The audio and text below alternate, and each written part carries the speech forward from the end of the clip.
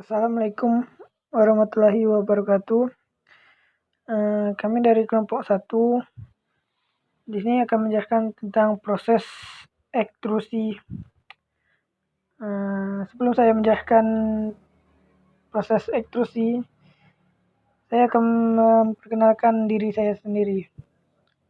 Nama saya Erwin, NIM 2018-01-2025, dan kedua anggota saya Muklis Adi Saputra, NIM 2018-01-2034, dan yang satunya lagi Cikal Bamanto 2017-01-2060. Dan selanjutnya, proses ekstrusi adalah proses di mana logam dibentuk dengan cara menekannya melalui rongga cetakan. Tekanan yang digunakan sangat besar. Proses ini dapat digunakan untuk membuat batang silinder, tabung, atau profil-profil tertentu. Nah, dan selanjutnya, adapun jenis proses ekstrusi. Yang pertama, jenis ekstrusi berdasarkan arah aliran logam. Adapun bagiannya, ekstrusi langsung, atau seringkali dikenal dengan ekstrusi maju adalah jenis ekstrusi yang paling umum dan banyak digunakan dalam proses ekstrusi. Proses ekstrusi langsung dimulai dengan memuat logam atau pellet ke dalam wadah rongga penekanan di mana blok ditempatkan di belakangnya. Kemudian penekanan mekanis atau hidrolik menekan material untuk mendorong keluar melalui cetakan. Adapun kelebihannya, tidak perlu melakukan modifikasi, dapat digunakan untuk proses ekstrusi panas dan dingin. Komponen yang lebih sederhana dibandingkan dengan proses ekstrusi lainnya. Sedangkan kerugian dari ekstrusi logam langsung membutuhkan gaya tinggi karena terjadi gesekan. Ujung logam tertinggal di dalam rongga. Dan gaya yang dibutuhkan untuk mendorong rem berubah saat mendorong bergerak. Ekstrusi tidak langsung, cetakan terletak di ujung pendorong. Pada proses ekstrusi ini, logam dialirkan berlawanan arah dengan gerakan pendorong. Cetakan dipasang di sisi berlawanan di gerakan pukulan. Dalam proses ini, logam dibiarkan mengalir melalui ruang anular antara pendorong dan kontainer. Adapun kelebihan, menghasilkan lebih sedikit gesekan, lebih sedikit daya yang digunakan, dan kerugian dari ekstrusi logam langsung sulit untuk mendukung bagian yang diekstrusi. Selanjutnya, rem berlubang membatasi beban yang diterapkan. Selanjutnya, ekstrusi hidrostatik menggunakan fluida untuk memberikan tekanan pada logam. Dalam proses ini, gesekan dihilangkan karena billet tidak bersentuhan secara langsung dengan dinding silinder atau pendorong.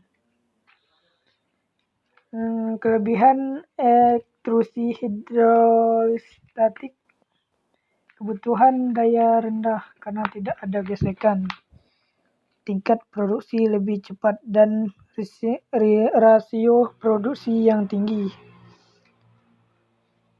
Menurunkan suhu billet, aliran material lebih merata karena distribusi gaya yang seimbang.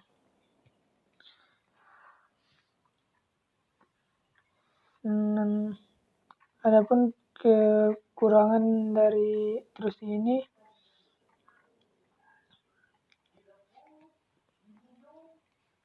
billet perlu disiapkan dengan meruncing salah satu ujungnya agar sesuai dengan sudut masuk cetakan. Hanya dapat dilakukan dengan proses ekstrusi dingin. Sebenarnya sulit untuk menampung cairan bertekanan tinggi. Dan yang kedua, adapun jenis ekstrusi berdasarkan temperatur kerja. Proses ekstrusi panas. Proses ini dilakukan di atas suhu regularisasi, yaitu sekitar 50-60% dari suhu lainnya. Kelebihannya membutuhkan gaya yang lebih rendah dibandingkan pengerjaan dingin, mudah dikerjakan dalam bentuk panas, tidak membutuhkan pengerasan ragang. Adapun kekurangan ini, permukaan akhir yang dihasilkan rendah karena membentukkan kerak pada bagian yang diekstrusi.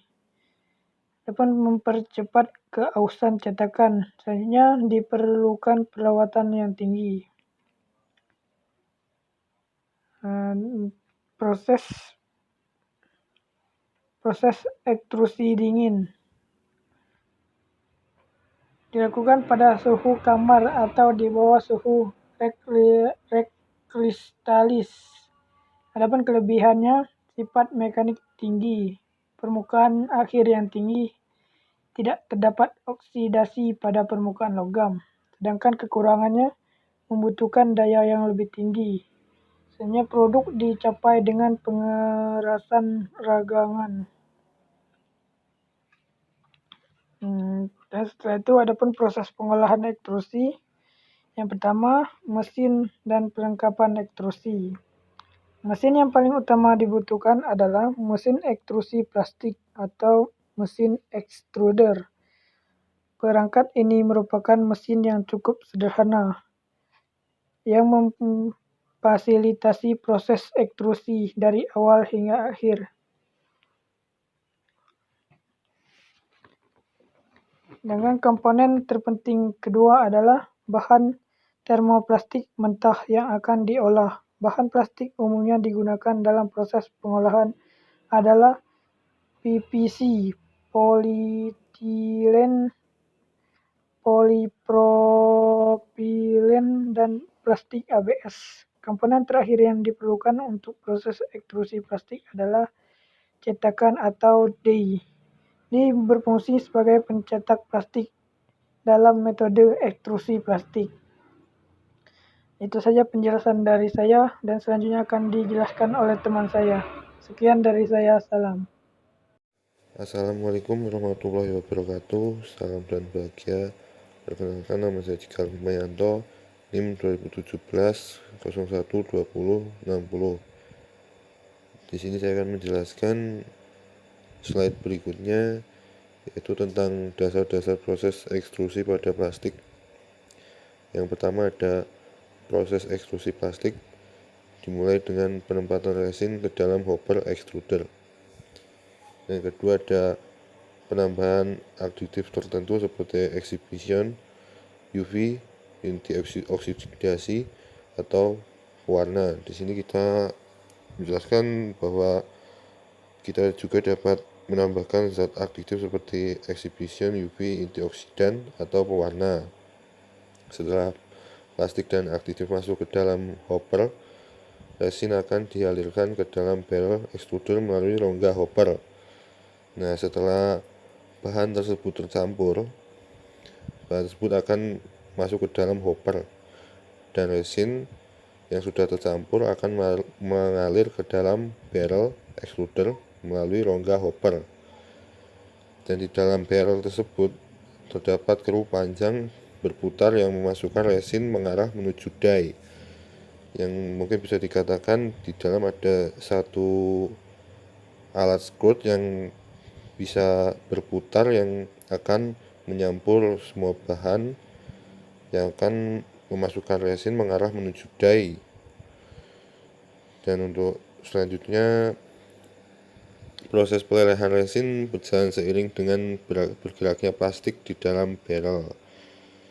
Dan bergantung pada jenis termoplastik, kita juga dapat memperhatikan suhu barrel dapat berkisar antara 200 hingga 2270 derajat Celcius supaya hasil yang kita dapatkan sempurna, atau suhu yang kita dapatkan konstan, tidak panas, tidak dingin. Sebagian besar ekstruder memiliki barrel yang secara bertahap meningkatkan panas sampai pada titik tertingginya di bagian tengah barrel, yaitu barrel zone. Lalu suhu menurun kembali seiring plastik mendekati fat tip.